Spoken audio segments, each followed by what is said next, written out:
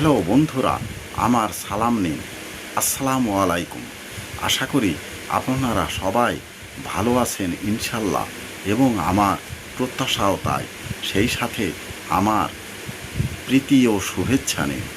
আজ এ পর্যায়ে যে বিষয়ে কথা বলবো তা হচ্ছে, আসলে দাসত্ব মন্দ কিছু নয়। একবার ভেবে দেখুন, আমরা পৃথিবীতে সৃষ্টিকর্তার দাস বা দাসত্ব করি।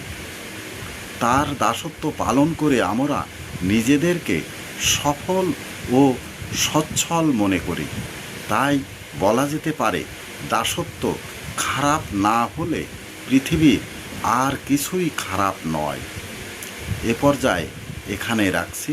ততক্ষণ পর্যন্ত আপনারা সবাই ভালো থাকুন, সুস্থ থাকুন এবং নিরাপদে থাকুন। শুভকামনা নিরন্তর সবার জন্য সবসময়।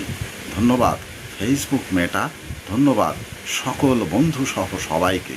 আবার দেখা হবে অন্য কোনো ভিডিওতে। আল্লাহ হাফেজ।